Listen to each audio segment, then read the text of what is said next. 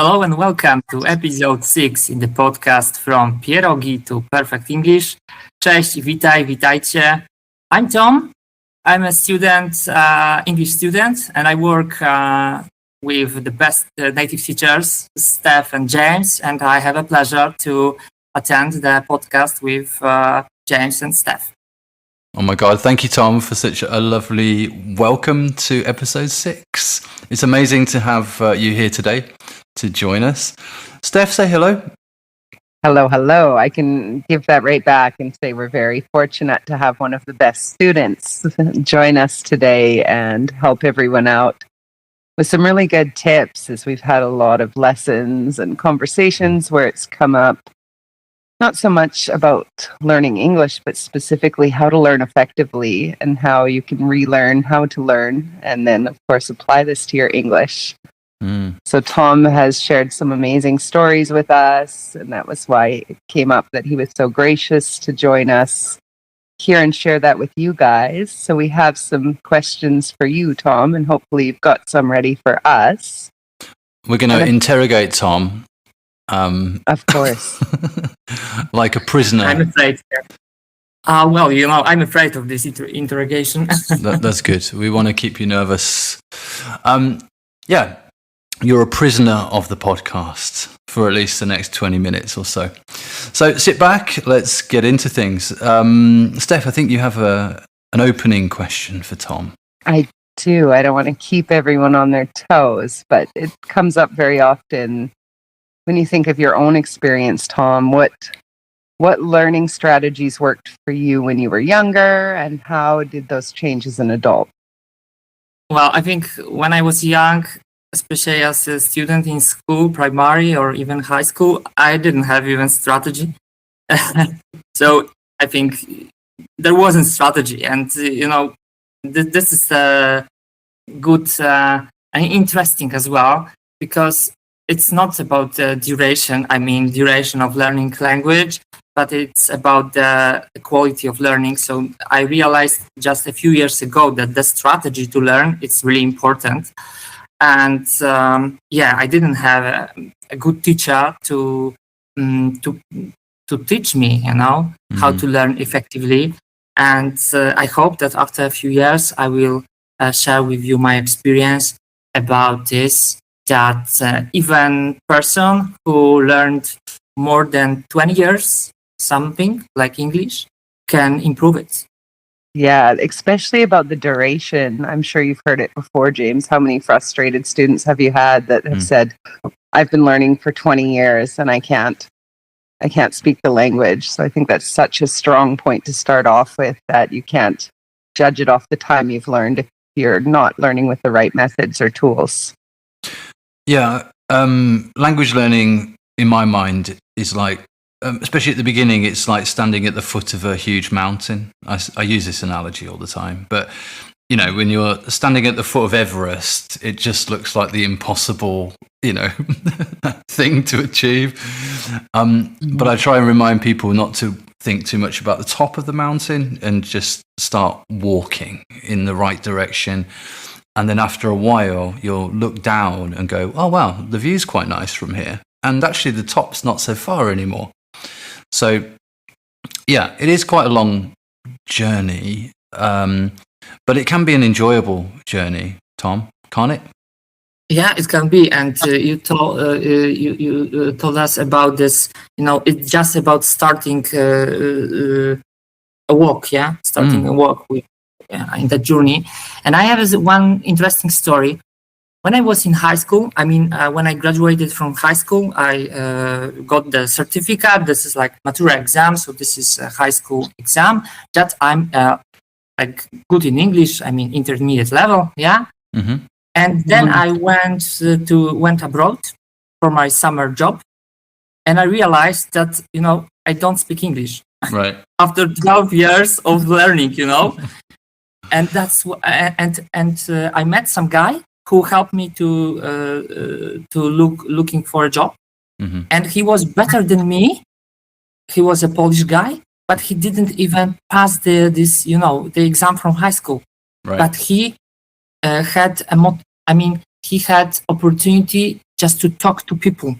And because of practicing, I think he was better than me because he was able to communicate with others. And I, after 12 years of learning language, I wasn't able to talk. So I think the good method, I think it's just to start even with single words. It's better because then you are able to communicate, not learning and not using. So you've made me think of something. Some people may know I'm a musician, and there's one truth. Well, there's many truths in playing music, but one truth is like one live performance is worth 10 rehearsals. So you can practice at home the songs, but standing on stage in front of people live and doing it is the equivalent of 10 hours of practice because of what you learn and you experience in that moment. And I think that's the same for sort of live interaction and conversation in real life, like you're talking about, You don't have time to rehearse. You don't have time to research. You don't have time to think about what you're going to say. You don't have time to check a word. Yeah, and it's a really dynamic situation. Things are moving, changing, and you've got no control over it. Now, it's fine to practice in a controlled environment, in a classroom, with books, listening to podcasts like this. That's controlled. You can stop, you can rewind, blah, blah, blah. That's great, and you should do it. But there's that extra thing, which is the real world, which is basically where you want to be with your language skills. And, hopefully doing this with us, like you do, is where you're really making good progress. Do you feel like that, Tom, or not? Yeah, exactly. I mean, 1 month ago, Effie and you, maybe not pushed me, but you really encouraged me to take this podcast. And I didn't want to join, because I thought that I'm not, I don't feel confident enough with my English. But I thought, this is like a milestone, okay? Really? Attending the podcast with two native speakers, from Canada, and it is English. I mean, this is the American accent and British accent. I want it, and they told me, "Well, you are good enough." Okay, so if they don't have problems with that, okay, so I'm joining, now. So thank you, and I think this is about the confidence. Like many people in Poland. They're not confident with their English. They don't have opportunity to practice. And maybe please share the experience from your perspective. What do you think about Polish nation in comparison to different nations? Is it the same problem everywhere because with Steph? This confidence? Steph's taught different nationalities, haven't you, Steph? Yeah, I've taught a few loosely. I would say my two bigger groups are definitely Indonesians, because I was in the Indonesian school system for 9 years. I've taught kids to adults, and Polish students. And I'd say in both cases, it's a lack of confidence, or they say, I can't speak English, and then they speak amazing English, but their focus on grammar rules is holding them back. And this is not the most important thing. As long as you can make sure the person's understood, those are things to smooth out later. It's just the lack of confidence to speak. So I would say through my experience, there's definitely a lot of shared similarities between the two, and it's not a lack of wanting to, it's just that barrier to get over. But I would say for James, you would also even have the comparison of just the people that we meet. Living in Bali, you have a pretty diverse community that you meet other people from other countries all of the time, and it's sometimes different. I find a lot of my Polish students are exceptional, and the desire is there. It's just confidence, not a lack of wanting to speak English. Yeah, well, I think there's a curious pattern I've noticed from teaching quite a lot of people. Normally, the first meeting I have with them, they're almost paralyzed with fear, and it's very difficult for them to get through the first, 10 or 15 minutes. But after the first meeting with any student, I always ask them at the end, how do you feel? And all of them have told me they felt good and smiled. And, I don't think it was a lie. I think they did feel good. So I think, overcoming that initial barrier, which is a common barrier for most people, is a really important step. But at least working with us, hopefully it's you overcome it, and then you're on the road, and we can start walking up that mountain together, and we can enjoy the view, we can explore it however we want. It's a personal journey, I think. Tom is a different kind of student to somebody else, and everybody has their own different kind of ways of learning, and different interests in language and its use. I was thinking, for example, I hope you enjoy working with both of us, Tom. And I think that makes it easier if you have a good relationship and you're enjoying the person that you're speaking to. But I was thinking back to doing things that makes you enjoy the language. Like, what are some kind of tips that you can think of, Tom, or new tools that you have available that someone might not have 10, 15 years ago when they were learning English and they were in a classroom with a pen and paper and just told to just write things repetitively? What are some things that have worked really well for you that have made you enjoy learning the language? Thanks a lot for that question, because now, after many years, I have a strategy. I'm more aware how to learn, and I think there are a lot of methods and tools that can help us. That they can help us. For example, this is just listening. In the age of internet, we have a lot of materials online, YouTube, or in HBO, Netflix. This is just about watching with fun, so with pleasure. And then I realized after 3 years of watching some series just for fun, that I have a stronger listening skills. And wow, for me it was amazing, that after 20 years of my education of English, I saw that wow, it's possible to see a progress, to listen in a better condition. So I think this is watching TV, watching series, watching interesting podcasters, and just practicing speaking even to yourself, in front of the mirror. I think it's a really good method, because then you can practice. And what is more, I think for me it's easier to speak with you as natives, because there is less pressure than speaking to Polish people. I don't know, maybe this is kind of a comparison to others, but I've heard this. Tom, I've heard this said before. What you're saying is not something that's a surprise to me. I don't fully understand why, but I've heard Polish people say this before. Yeah, that this is about okay, they can assess, my language, and you don't assess. I mean, you are natives, and you can tell me that I'm quite good. Why, So it's really interesting. So I think in Poland there is kind of pressure with comparing each other. And I have a question to you, Steph. So about this comparison. So how do you think about Polish people? Are they good in compared to other nations, or we are on the low of scale of? Not at all. I don't want to start picking on other nationalities.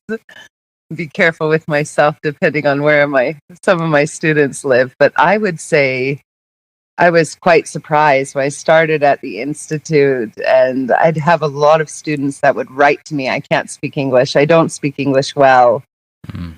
And since moving from that, and some of them are now some of my students through live lessons, and I'm like you were holding out on me. Your English is incredible. I would say Polish people have a pretty good grasp of the language. I really do believe it's just a confidence thing that cripples a lot of people. It literally holds so much fear over them. But I would say compared to some other countries in Europe, where there's also not that desire.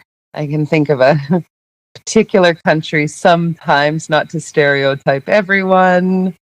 This country makes amazing bread, but sometimes they don't particularly want to speak the language, or they will find a travel destination where the majority speaks the same language because they don't have that same level of desire or ambition and excitedness that I've seen from my students. But that's just my personal experience so far.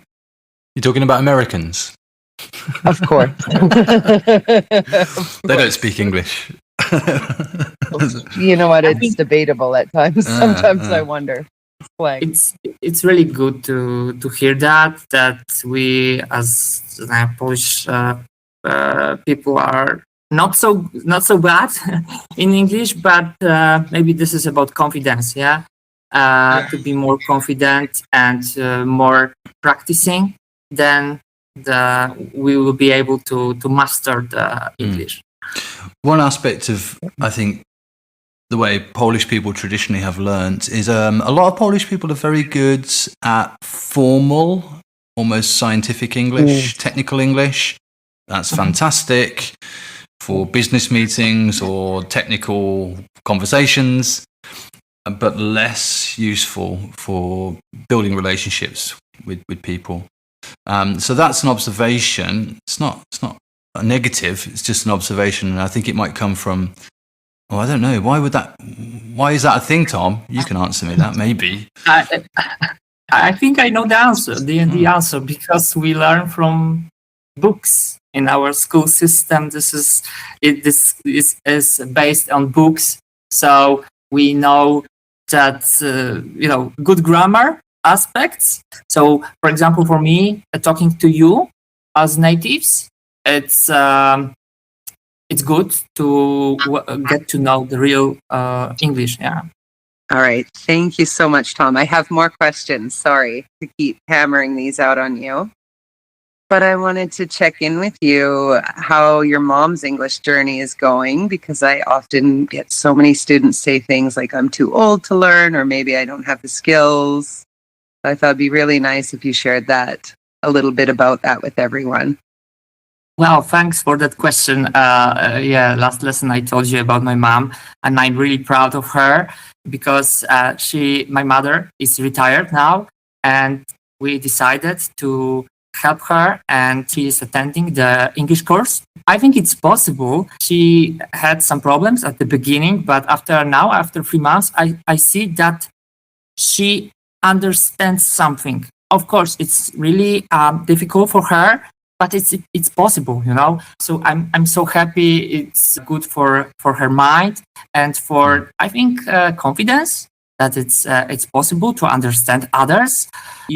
Before the lessons, my mother lessons, I started to talk to ChatGPT and ask him, is it possible, when you are old, to learn languages? And he told, it's everything possible. Of course, there will be some problems with accent and with just minor listening skills, but in general, you are able to listen, to talk, to read, and it's about just motivation, good techniques, and good teachers. But this is a really good point that you've brought up as well. When I'd asked you before about some learning tools, Tom, and you had mentioned, podcasts were in the day of the internet. So you can use all of these things to aid you in your journey. For example, use these to support you between lessons so that you really, when you're speaking, you're pushing yourself to speak. And if you're worried about grammar, you have this endless list of resources and things to help support you between lessons. So that's another really great tool. A good thing I would recommend with AI is checking context. So if you learn a new word or a phrase or an idiom, try asking AI, when's a good time to use this phrase? When's not? And, that will give you it's not always perfect, and it does differ between American and British English, but it will give you that context, because that's the subject of our podcast last week, was just kind of about idioms and how they can be really powerful and sound very native, but you use them in the wrong at the wrong time or the wrong place, and then suddenly you look crazy. So context is a good question to ask AI about, I think. Yeah, exactly. I think, in the age of internet and especially AI, everything is possible and no excuses. Because when I started learning language, I had problems even with listening, because I didn't have a chance to listen more.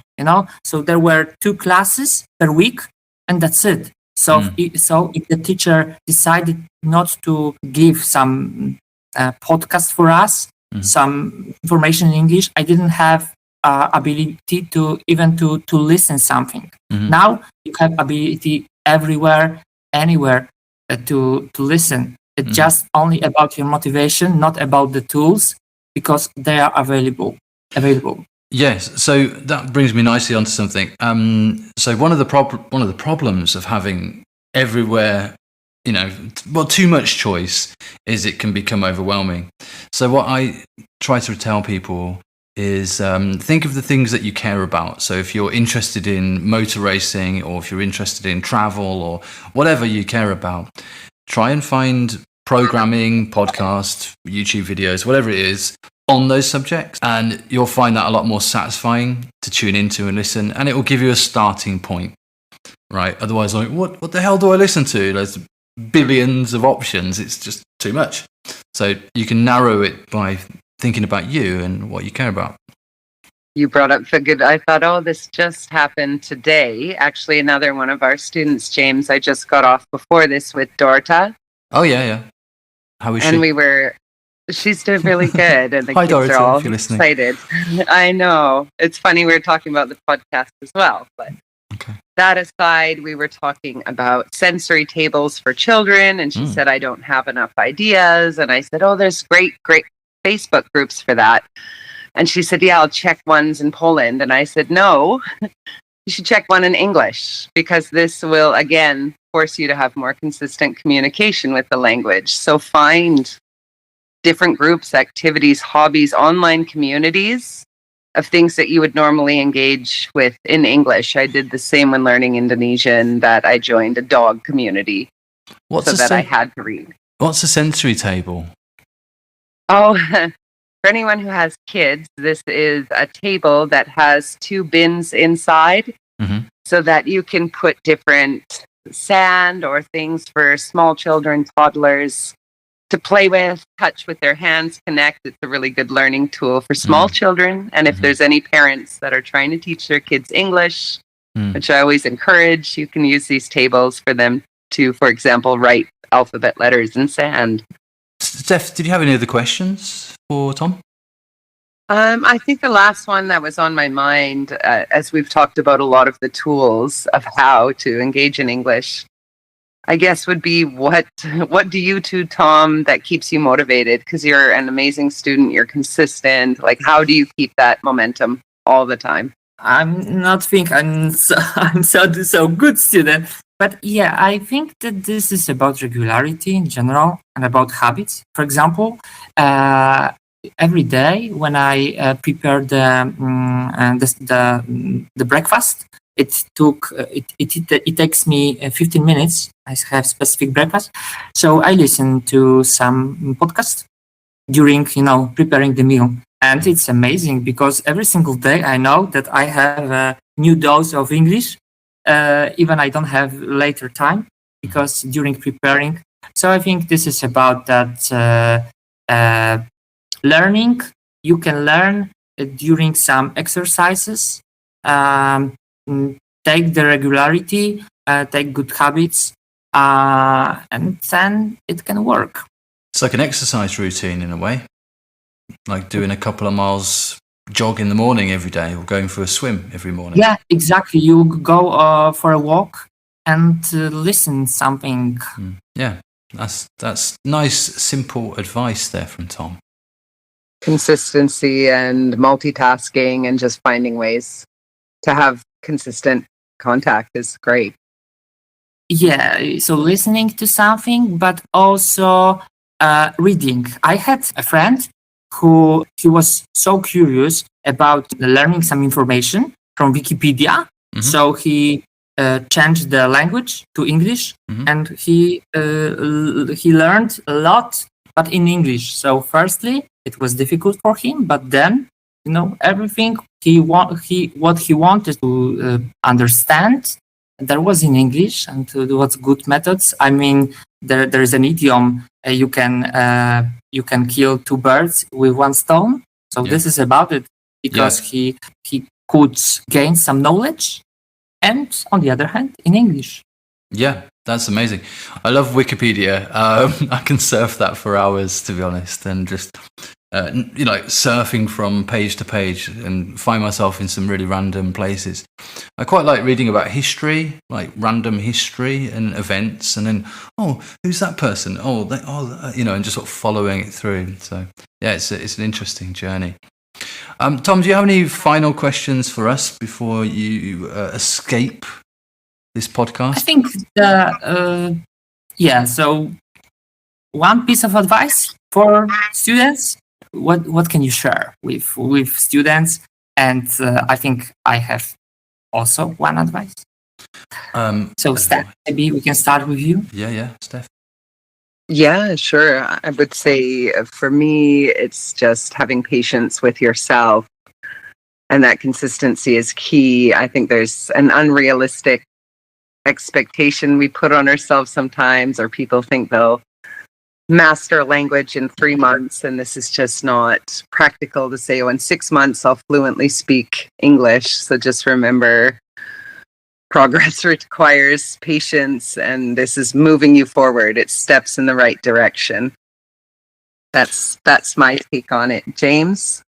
So mine is remember what language is. It's a method of communication. So the main thing to keep in mind is, can you communicate? Can you get generally what your message is across? Is it perfect? No. Is it the most beautiful way of saying something? Maybe not. But can you communicate? I am hungry. Where is the restaurant? Whatever. Because if you can do that, you've got the foundation. And then the rest is making it beautiful, making it more detailed, and you can build upon that. But if you've got the primary communication bits, then you're well on your way to mastery. Yeah, I love it. I love this answers. I think this is about small steps. So of course, you don't want to be like a native. Maybe this is a big goal, but start with small steps. And every single day you can be better. And I think the motto from Nike is good for this. So just do it. Yeah, that's right. Just keep walking. And then one day you'll look down and there'll be a very beautiful view below you, and you'll be very happy. Okay, let's end here. We need to let Tom go now, don't we? Tom, I'm going to open the cage and you can run. Thanks a lot. It was lovely to see you, and I hope that the tips that we shared can be easy to implement for everyone. Steph? Thank you so much, Tom, and I'm happy you forgive me for bullying you into doing this. You've been absolutely fantastic, and I really appreciate you agreeing to both of us. And thank you to all of our listeners who've made it to the end. Next week, Tom will be doing the podcast on his own, so please do tune in for... I didn't tell you about that one. Thanks a lot. All right. Goodbye. Bye, Bye, guys. guys. Have a great night. Bye.